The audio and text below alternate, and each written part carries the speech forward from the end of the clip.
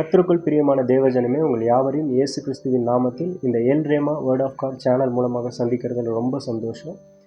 எல்லாத்துக்குமே ஒரு காலம் உண்டு அப்படின்னு தான் வேதமும் சொல்லுது. நான் இந்த வீடியோ போடுறதுக்கும் இதுதான் கரெக்டான காலம்னு நினைக்கிறேன். அப்போ இயேசு பிறப்பதற்கும் மரிக்கிறதற்கும் ஒரு காலம் இருந்திருக்குல்ல. அந்த காலத்தை பற்றி நாம் இப்போ பார்க்க போகிறோம். என்னுடைய பேர் சசி ஜேசன். இந்த சேனல் உங்களுக்கு பிடிச்சிருந்தால் லைக் பண்ணுங்கள், ஷேர் பண்ணுங்கள், சப்ஸ்கிரைப் பண்ணுங்கள், பக்கத்தில் இருக்கிற பெல் ஐக்கானை கிளிக் பண்ணிக்கோங்க. அப்போ தான் நம்ம போடுற வீடியோ உங்களுக்கு உடனுக்குடன் வந்து சேரும். இதுக்கு முன்னாடி இந்த சேனலில் போட்ட வீடியோவை நீங்கள் பார்க்கல அப்படின்னா மேலே லிங்க் கொடுத்துருக்கேன், அதை கிளிக் பண்ணி நீங்கள் பார்க்கலாம். கலாத்தியர் 4ஆம் அதிகாரம் 4:5.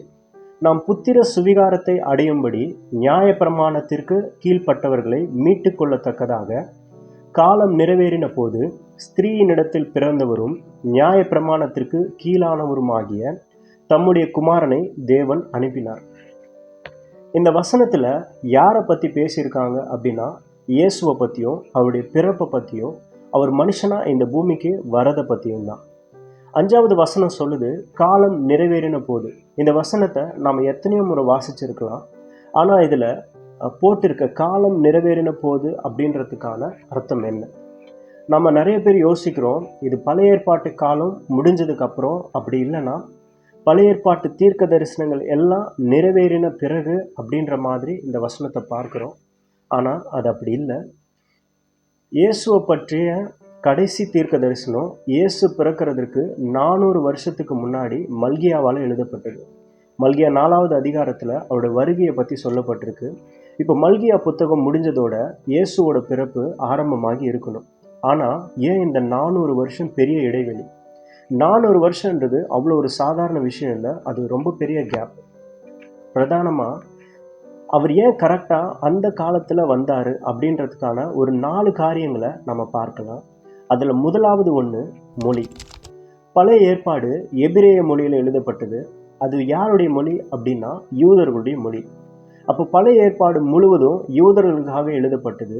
இயேசுவும் யூதராக தான் வந்தார், இஸ்ரவேலில் தான் பிறந்தார். அவருடைய 12 சீஷர்களும் யூதர்கள் தான், பவுலடியாரும் யூதர் தான். ஆனால் யோவான் 3:16 என்ன சொல்லுதுன்னா, பிதா இயேசுவை அனுப்பினது யூதர்களுக்கு மட்டும் இல்லை அப்படின்றது தான் இந்த வசனம் சொல்லுது. அந்த வசனம் எப்படி போகுதுன்னா, தேவன் தன்னுடைய ஒரே பேரான குமாரனை விசுவாசிக்கிறவன் எவனோ, இந்த வசனத்தில் விசுவாசிக்கிற யூதன்னு போடலை, ஆபிரகாமுடைய சந்ததின்னு போடலை, விசுவாசிக்கிற எவனோ அப்படின்னு போட்டிருக்கு. இந்த வார்த்தையை உலகத்தில் இருக்கிற எல்லாருமே இந்த வசனத்தோட எவனோ அப்படின்ற வார்த்தைக்குள்ளே அடங்கிடுறாங்க. அந்த வசனத்தை நம்ம அப்படியே தொடர்ச்சியாக பார்க்கும்போது, அவரை தந்தருளி இவ்வளவாய் உலகத்தில் அன்பு கூர்ந்தார் அப்படின்னு சொல்லி போட்டிருக்கு. இயேசு இந்த உலகத்துக்குள்ளே வரும்போது முழு உலகத்துக்குமான ஒரு நபராக தான் இயேசு வரணும் அப்படின்றது தான் அங்கே ஆதியில் குறிக்கப்பட்ட ஒரு தீர்மானம். அப்போ முழு உலகத்துக்கும் பொதுவான ஒரு மொழி உருவாகிற வரை இயேசு இதற்காக காத்திருக்க வேண்டிய ஒரு சூழ்நிலை இருந்தது. ஒருவேளை மல்கியா காலத்தோட இயேசு வந்திருந்தார் அப்படின்னா அவர் எபிரேயத்தில் தான் பேசியிருக்க முடியும். மத்தேயு, மார்க்கு, லூக்கா, யோவான் எல்லாருமே சுவிசேஷத்தை எழுதியிருக்கணும் அப்படின்னு நினச்சாங்கன்னா எபிரேய மொழியில் தான் எழுதியிருக்க முடியும். ஒருவேளை சீஷர்கள் இஸ்ரவேலை விட்டு வேற ஏதாவது நாடுகளுக்கு போகணும்னா அந்த நாட்டோட மொழியும் அவங்கள சேர்த்து படிக்க வேண்டிய சூழ்நிலையும் இருந்திருக்கும். வெளிநாடுகளிலிருந்து வந்த நிறைய மிஷினரிகள் நம்ம நாடுகளுக்கு வந்து நம்ம மொழியை கற்றுக்கிட்டு அதுக்கப்புறம் இந்த இடத்துல சுவிசேஷத்தை பிரசங்கிக்கிறது நம்ம எல்லாருக்கும் நல்லா தெரியும். ஒருவேளை மொத்த உலகத்துக்கும் போய் சேர மொழி உருவாக்கப்படலை அப்படின்னா இந்த சீஷர்கள் எல்லாருமே போகிற ஒவ்வொரு தேசத்துக்கும் அந்த தேசத்தோட மொழியை கற்றுக்கிட்டு அதுக்கப்புறம் தான் அவரை பற்றின சுவிசேஷத்தை சொல்லியிருக்க முடியுமே தவிர வேற எந்த வழியுமே இல்லை. இதனால் நிறைய நேரமும் காலமும் செலவாகி இருக்கும். மத்தேயு 5வது அதிகாரத்தை நம்ம பார்க்கும்போது அது ஒரு மலை பிரசங்கம். அதில் திரளான ஜனங்களை பார்த்தபோது அவர் பேச தொடங்கினார்னு சொல்லி போட்டிருக்கு. ஆனால் 4வது அதிகாரத்தோட கடைசி பகுதியை நம்ம வாசித்தோம் அப்படின்னா, கலிலேயாவிலும் தெக்கப்போலியிலும் எருசலேமிலும் யூதேயாவிலும் யோர்தானுக்கு அப்புறத்திலும் இருந்த திரளான ஜனங்கள் வந்து அவருக்கு பின் சென்றார்கள். தெக்கப்போலியிலிருந்து வந்தாங்கன்னு சொல்லப்பட்டிருக்கு. தெக்கோஸ்னா 10ன்னு அர்த்தம், போலிஸ்னா நகரங்கள்னு அர்த்தம். 10 பெரிய நகரங்கள் உள்ளடக்கிய ஒரு இடத்துக்கு தான் தெக்கப்போலின்னு அர்த்தம். இப்போ அந்த நகரங்களை வாழ்கிற எல்லாருமே அந்நியர்கள். யூதேயா, கலிலேயா போன்ற பகுதிகளில் இருந்து நிறைய பேரும் வந்திருந்தாங்க. இப்படி நிறைய பேர் நிறைய தேசங்களிலிருந்து வந்திருக்கும் போது இயேசு எபிரேய மொழியில பேசியிருந்தா அவருக்கு மொழி பெயர்க்கிறதுக்கு, அதாவது டிரான்ஸ்லேட் பண்ணுறதுக்கு ஒரு ஆள் கண்டிப்பாக தேவைப்பட்டிருக்கும். அப்போ எத்தனை விதமான மொழிபெயர்ப்பாளர்கள் வேணும் அப்படின்னு யோசிச்சு பாருங்க. இயேசு தொடர்ச்சியாக அங்கே பிரசங்கம் பண்ணிக்கிட்டே இருந்தார், எந்த தடையும் இல்லாமல். அங்கே இருக்கிற எல்லாருக்கும் அது புரிஞ்சுது. உலக சரித்திரத்திலே இதுவரை 3 சர்வதேச மொழிகள் இருந்திருக்கு. இப்போ நமக்கு இருக்கிற சர்வதேச மொழி எது அப்படின்னு பார்த்தோன்னா அது ஆங்கிலம், அதாவது இங்கிலீஷ். ஒருத்தன் எந்த நாட்டை சேர்ந்தவங்களா இருக்கலாம், ஆனால் அவங்க மற்ற தேசத்தில் இருக்கிறவங்களோட பேசுறதுக்கு யூஸ் பண்ணுற பொதுவான மொழி என்னன்னு பார்த்தோன்னா அது இங்கிலீஷ் தான். இதுக்கு ஒரு நல்ல உதாரணமாக ஏர்போர்ட்டை நம்ம சொல்லலாம், கவர்மெண்ட் ஆஃபீஸை சொல்லலாம், இன்னும் நிறைய இடங்கள் இருக்குது. இப்போது 1812 தான் ஆங்கிலம் சர்வதேச மொழியாக பிரகடனம் செய்யப்பட்டது. அதுக்கு முன்னாடி வர இன்னொரு மொழி சர்வதேச மொழியாக இருந்தது, அதுதான் லத்தீன். கிறிஸ்து பிறந்ததுக்கு அப்புறம் 44வது வருஷத்திலிருந்து லத்தீன் மொழி சர்வதேச மொழியாக இருந்தது. அந்த டைமில் ரோமர்கள் ஆட்சி செஞ்சுட்டு இருந்தாங்க. லத்தீனுக்கும் ஆங்கிலத்துக்கும் முன்னாடி முதல் சர்வதேச மொழியாக ஒரு மொழி இருந்தது, அதுதான் கிரேக்கம். உலகத்தில் நாடுகளை பிடிச்சு முதல் சாம்ராஜ்யத்தை அமைச்ச நாடுகளில் அசிரியா சாம்ராஜ்யம் தான் முதல் சாம்ராஜ்யம். சனகிரிப் ராஜான்னு கூட நம்ம பைபிளில் வாசிச்சுட்டு இருப்போம். இவங்கெல்லாம் உலகத்தில் இருக்கிற நாடுகள் எல்லாம் பிடிச்சவங்க.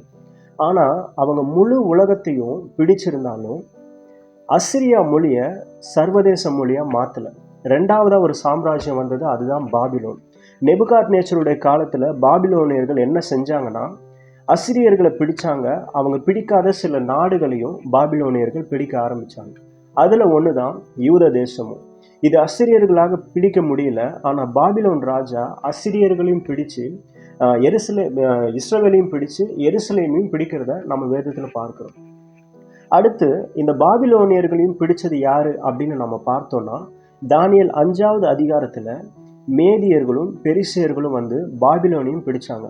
இதை பற்றி நம்ம 20 நிமிடத்தில் பழைய ஏற்பாடு அப்படின்ற வீடியோவில் நம்ம பார்த்துருப்போம். பார்க்கலன்னா மேலே லிங்க் கொடுத்துருக்கேன், அதை கிளிக் பண்ணி நீங்கள் பார்க்கலாம்.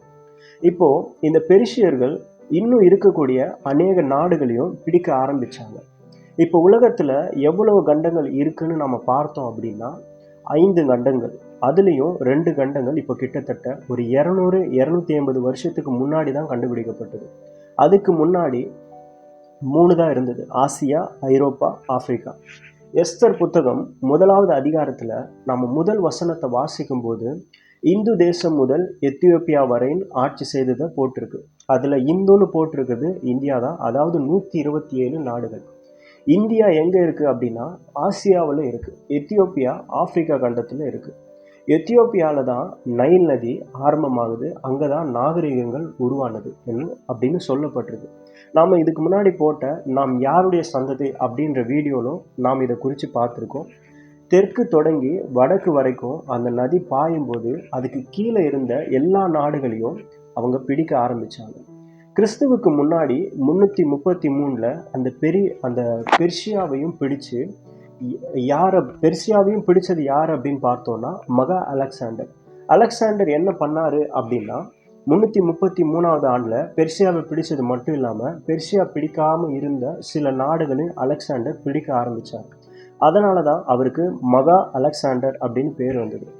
334வது ஆண்டில் முழு உலகத்தையும் கட்டுப்பாட்டில் கொண்டு வந்த அலெக்சாண்டர் இதுவரை யாரும் பண்ணாத ஒரு விஷயத்தை பண்ண ஆரம்பித்தார். 334வது ஆண்டில் ஒரு சட்டம் போடுறாரு. தன்னுடைய ஆட்சிக்கு கீழே இருக்கிற எல்லா நாடுகளும் என்னுடைய மொழியை தான் பேசணும் அப்படின்னு சொல்லிட்டு ஒரு சட்டம் போடுறாரு. இப்படி தான் உலகத்தில் முதல் தடவையாக ஒரு மொழி சர்வதேச மொழியாக மாறுச்சு. அவங்களுடைய சொந்த மொழியை அவங்க வீடுகளில் பேசலாம், ஆனால் மற்ற இடங்களில் என்னுடைய மொழியை தான் நீங்கள் எல்லாரும் பேசணும் அப்படின்ற ஒரு சட்டத்தை மகா அலெக்சாண்டர் அந்த இடத்துல போட்டார். இப்போது இவர் இந்த சட்டத்தை போட்ட உடனே இதை எல்லாரும் கடைப்பிடிச்சு இருக்க மாட்டாங்க. அதனால தான் இந்த சட்டம் போட்ட உடனே இயேசு வரல. சில காலங்கள் அந்த மொழி நல்லா தீவிரம் அடையணும் அப்படின்றதுக்காக காத்திருந்தார். இது பேச்சு மொழியாக மாறிச்சு, அப்புறம் எழுத்து மொழியாகவும் மாறிடுச்சு. இப்போது 334 சட்டம் வந்தது. அதுக்கப்புறம் கிமு 250வது வருஷத்துக்கு அப்புறம் ஒரு 70 பேரை வச்சு 70 நாட்களில் முழு பழைய ஏற்பாட்டையும் மொழிபெயர்ந்ததாக கிரேக்கத்துக்கு அதுதான் சத்வஜீன் அப்படின்னு சொல்கிறோம். இப்படி மாற்றும்போது உண்மையான வேதத்தில் இருந்த அநேக வார்த்தைகளையும் மொழிபெயர்ப்பில் மாற்றப்பட்டது. அது மட்டும் இல்லாமல் அந்த காலத்தில் இருந்த எல்லா விதமான ஏடுகளும் கிரேக்க மொழிக்கு மாற்றப்பட்டது. நம்ம பைபிளை தமிழில் வாசிக்கிறதால எல்லாருமே பேசுனது ஒரே மொழி அப்படின்ற மாதிரி நம்ம யோசிக்கிறோம். ஆனால் அப்படி இல்லை. எபிரேயர்கள் ஒரு மொழியில் பேசினாங்க, கானானிய ஸ்திரீ ஒரு மொழியில் பேசினாங்க, 100க்கு அதிபதி ஒரு மொழியில் பேசினார், பரிசேயர் ஒரு மொழியில் பேசினாங்க. இப்படின்னு நிறைய பேர் ஒவ்வொரு மொழிகளில் பேசினாங்க. ஆனால் இவங்க எல்லாருமே வெளியே வந்து மொத்தமாக பேசும்போது அவங்க அந்த சர்வதேச மொழியை பயன்படுத்தி தான் பேசினாங்க, எல்லாருக்குமே புரிகிற மாதிரி. ஒரு நல்ல உதாரணத்தை நம்ம பார்த்தோம் அப்படின்னா, பவுல் தன் ஊழியத்தை ஆரம்பிக்கும் போது அநேக பட்டணங்களுக்கு போகிறாரு. எல்லா பட்டணங்களுடைய மொழிகளும் வேற வேற. ஆனால் அவர் எல்லா பட்டணங்களுக்கும் போய் காமனாக ஒரு மொழியை பயன்படுத்துகிறார். கிரேக்க மொழி சர்வதேச மொழியாக வந்ததால் தேவனுடைய அன்பு எல்லா ஜனங்களுக்கும் போய் சேர உதவியாக இருந்தது. இதுதான் காலம் நிறைவேறின பின்பு அப்படின்றதுக்கான ஒரு முதல் பாயிண்ட். ரெண்டாவது என்னன்னு பார்த்தோம் அப்படின்னா, சிலுவை மரணம். இயேசு மரிக்கக்கூடிய நேரம் வந்துருச்சு. அவர் எப்படி மரிக்கணும் அப்படின்னா, ரத்தம் சிந்தி மரிக்கணும். வசனமும் அப்படி தான் சொல்லுது. இயேசுவின் ரத்தம் சகல பாவங்களையும் நீக்கி நம்மை சுத்திகரிக்கும். அவருடைய ரத்தம் ஒரு துளி கூட உடம்புல இல்லாதபடி சிந்தப்படணும். இப்போ சிலுவை மரணம் அப்படின்னா என்ன? சிலுவை மரணம் தான் உலகத்திலே கொடூரமான மரண தண்டனை. ஏன் அப்படி சொல்கிறேன்னா, தண்டனையை பெற்ற அந்த மனுஷன் சாகிறதுக்கு 3 நாளாவது ஆகும். கொஞ்சம் கொஞ்சமாக ரத்தம் வெளியே போய் தான் சாகுவாங்க. அந்த காலத்தில் 3 விதமான சிலுவைகள் இருந்தது. ஒத்த மர சிலுவை அப்படின்னு சொல்லுவாங்க. அந்த ஒரே மரத்தில் 2 கைகளையும் மேலே ஆணி அடிப்பாங்க, 2 கால்களையும் அதே மரத்திலே வச்சு ஆணி அடிப்பாங்க. இன்னொன்று ஒய் வடிவத்தில் இருக்கும். அதில் ஒரு கை இதுலேயும் ஒரு கை அதுலேயும் கால் பகுதி கீழேயும் வச்சு அடிப்பாங்க. 3வது சிலுவை இயேசுவை அரைஞ்சதாக சொல்லப்படுற அந்த சிலுவை. இந்த 3 சிலுவைகளுமே அவர்களுடைய 2 கைகளையும் 2 கால்களையும் ஆணிகள் அடித்து ஓட்ட போடுவாங்க. இப்படி பண்ணும்போது உடம்புல இருக்கிற மொத்த ரத்தமும் வெளியே வரும். ஆனால் ஒரு வாரத்துக்கு 3, ஆனால் அது முழுக்க வெளியே வரத்துக்கு ஒரு 3 நாளாவது ஆகும். அந்த காலத்தில் ஒரு திரவம் இருந்தது. நம்ம உடம்புல ரத்தம் வரும்போது அது ஆட்டோமேட்டிக்காக நின்றுற மாதிரியான ஒரு அமைப்பு தான் நம்ம சரீரத்துக்கு இருக்குது. அதை நிற்காமல் இருக்க, அந்த ரத்தம் தொடர்ந்து வந்துக்கிட்டே இருக்க அவங்க ஒரு திரவத்தை பயன்படுத்தினாங்க. அதை பூசிக்கிட்டு இருக்கும்போது அந்த ரத்தம் உறையாமல் வந்துக்கிட்டே இருக்கும். இப்படி 3 நாள் வேதனைப்பட்டு அவங்க சாக வேண்டிய நிலைமை இருக்கும். 3 நாள் வரையும் வச்சிருக்க பொறுமை இல்லை அப்படின்னா உடனே அவங்க கால் எலும்புகளை உடைப்பாங்க.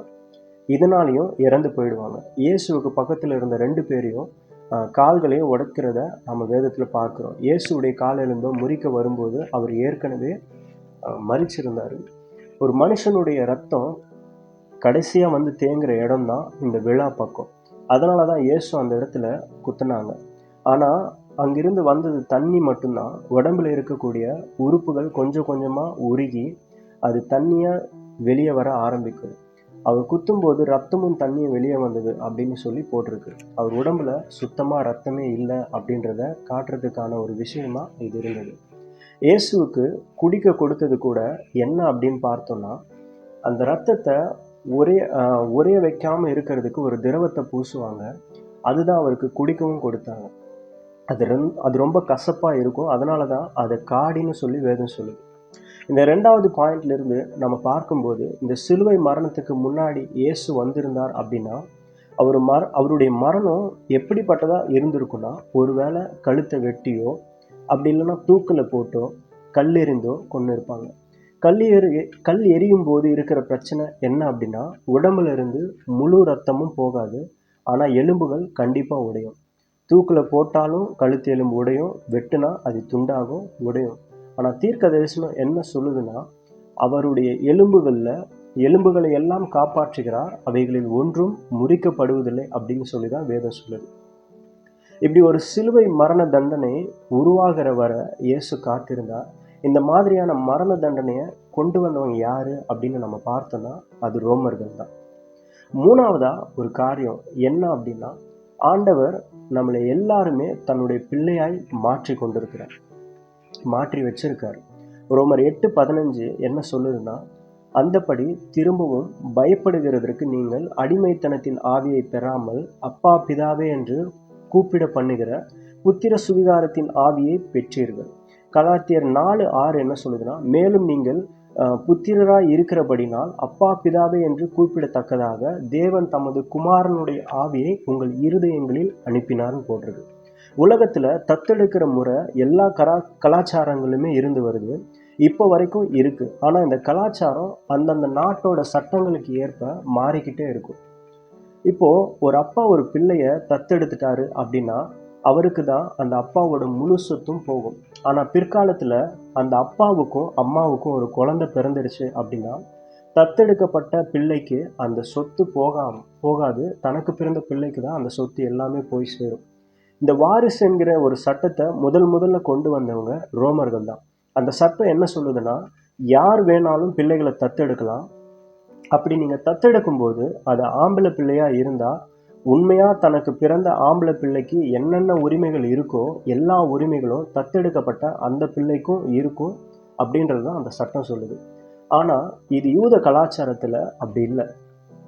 ஒரு அப்பாவுக்கு முதல்ல பிறந்த 3 மகள்கள் இருக்காங்கன்னு வச்சுப்போம். அடுத்து ஒரு ஆண் பிள்ளை பிறக்குது அப்படின்னா அந்த ஆண் பிள்ளைக்கு தான் மொத்த உரிமையும் போகும். அடுத்து ஒரு பிள்ளை பிறந்தாலும் அந்த உரிமை இரண்டாவதான ஆண் பிள்ளைக்கு போகாது. அதாவது முதல் பிள்ளைக்கு மட்டும்தான் எல்லா சொத்துக்களும், இரண்டாவது பிள்ளைக்கு எதுவுமே போகாது அப்படின்றது அவங்களுடைய முறைமைப்படி இருக்கு. இப்போ ஆண்டவர் நம்ம யூத கலாச்சாரத்தின்படி நம்மளை தத்தெடுத்து இருந்தா நாம் அவருடைய வாரிசுகளா ஆகியிருக்க முடியாது. ஆண்டவர் நம்மளை எந்த முறையில தத்தெடுத்திருக்காரு அப்படின்னு நம்ம பார்த்தோம்னா சுவிகாரத்தின் பிள்ளைகளா தத்தெடுத்திருக்காரு. ரோம சட்டத்தின்படி தான் நம்மளை தத்தெடுத்திருக்காரு. அதுதான் இந்த ரோமர் 8:15 நம்ம வாசிக்கிறோம். 8:15 போட்டிருக்கு. அந்த வசனத்தோட உண்மையான மொழிபெயர்ப்பு என்ன அப்படின்னா அதுக்கு வாரிசு அப்படின்றது தான் அர்த்தம். இப்படிதான் ஆண்டவர் உங்களையும் என்னையும் தத்தெடுத்திருக்காரு. இப்போ தேவனுக்கு ஒரே பேரான குமாரன் யாரு அப்படின்னு பார்த்தோம்னா அது இயேசு தான். நாமெல்லாம் யார் அப்படின்னா தத்தெடுக்கப்பட்ட பிள்ளைகள். இப்போ இயேசுவுக்கு என்னெல்லாம் உரிமைகள் இருந்ததோ அத்தனை உரிமைகளும் ஆண்டவர் இப்போ நமக்கும் கொடுத்துருக்கிறாரு. அந்த அத்தனையுமே நம்ம பரலோகத்தில் அனுபவிக்கவும் போகிறோம். பூமியில் நம்மால் அனுபவிக்க முடியும், ஆனால் பரலோகத்தில் நம்மால் முழுமையாக அனுபவிக்க முடியும். ஏன்னா நம்ம பரலோகத்தில் வேலைக்காரங்களாக போக போகிறதில்ல, அவரை போல் நாமளும் ஆளுகை செய்கிறவர்களாக பரலோகத்தில் இருக்க போகிறோம். இது ஆண்களுக்கு மட்டும்தான் அப்படின்னா இல்லை, ஆண் பெண் எல்லாருமே பிதாவுக்கு மகனாகத்தான் தெரிந்து கொள்ளப்பட்டிருக்காங்க. இயேசுவுக்கு மட்டும்தான் நாம் எல்லாரும் மனவாட்டிகளாக தெரிந்து கொள்ளப்பட்டிருக்கோம். இந்த மூன்றாவதான புத்திர சுவிகார சட்டம் வரும் வரை ஆண்டவர் காத்திருக்க வேண்டிய ஒரு சூழ்நிலை இருந்தது. இப்போ நமக்கு சர்வதேச மொழி இருக்கு, சிலுவை மரணத்திலையும் இயேசு மரிச்சிட்டாரு. இது விசுவாசிக்கிற நாம் எல்லாருமே அவருடைய வாரிசுகளா பிள்ளைகளா இப்போ மாறியாச்சு. ஆனா இந்த நல்ல செய்தியை நாம எல்லாருக்கும் போய் சொல்லணும் இல்லையா? மத்தேயு 28:19 ஆகையால் நீங்கள் புறப்பட்டு போய் சகல ஜாதிகளும் சீஷராக்கி அப்படின்னு சொல்றாரு. இந்த சம்பவம் எருசலேம்ல ஒலிவ மலையில நடக்குது. இப்போ இந்த இடத்துல அவர் நீங்க போய் அப்படின்னு சொல்றாரு. போறதுக்கு பாதை வேணும் இல்லையா? அந்த காலத்துல அநேக ராஜ்யங்களை பிடிச்சாங்க. ஆனா பிடிச்ச யாருமே ஒரு தேசத்திலிருந்து இன்னொரு தேசத்துக்கு போறதுக்கான ஒரு வழியை உண்டாக்கல, ஒரு பாதையை போடலை. அதாவது ரோடு என்கிற ஒரு வசதி அந்த இடத்துல யாருமே உருவாக்கி தரல. முதல்ல ரோடு போட்டவங்க யாரு அப்படின்னு சொல்லி நம்ம பார்த்தோம்னா அது ரோமர்கள் தான். இதுதான் இங்கிலீஷ்ல நம்ம சொல்றோம் all roads leads to Rome அப்படின்னு. இது மட்டும் இல்லாம கடல் வழி பாதைகளையும் போட்டு கொடுத்தவங்களும் ரோமர்கள் தான். இப்படி போடுறதுக்கு ரோமர்கள் பேசுறதுக்கும் மொழியும் இருந்தது, சிலுவை மரணம் இருந்தது, வாரிசு இருந்தது, எல்லாமே நமக்கு இருந்தது. பிரசங்கி 3:1 ஒவ்வொன்றுக்குமே ஒவ்வொரு காலம்னு சொல்லி வசனம் ஆரம்பிக்குது. அது எல்லாத்துக்குமே என்னென்ன காலம் இருக்குது அப்படின்னு சொல்லிட்டு இந்த வசனங்களை எப்படி ஒவ்வொன்றுத்துக்கும் காலம் இருக்குன்னு சொல்லிச்சோ அதே போல் இயேசு வரத்துக்கும் கரெக்டான ஒரு காலம் இருந்தது. இப்படி இந்த 4 விஷயங்களும் சரியான நேரத்தில் ஒன்றா வர வரையும் கர்த்தர் காத்திருக்க வேண்டிய ஒரு சூழ்நிலை இருந்தது. இப்போ சொன்ன இந்த காரியங்களெல்லாம் உங்களுக்கு நல்லா புரிஞ்சிருக்கும்னு நான் கர்த்தருக்குள்ள நம்புகிறேன். நாம் இன்னொரு வீடியோவில் பார்க்கலாம். கர்த்தருடைய நாமம் மகிமைப்படுகிறார்.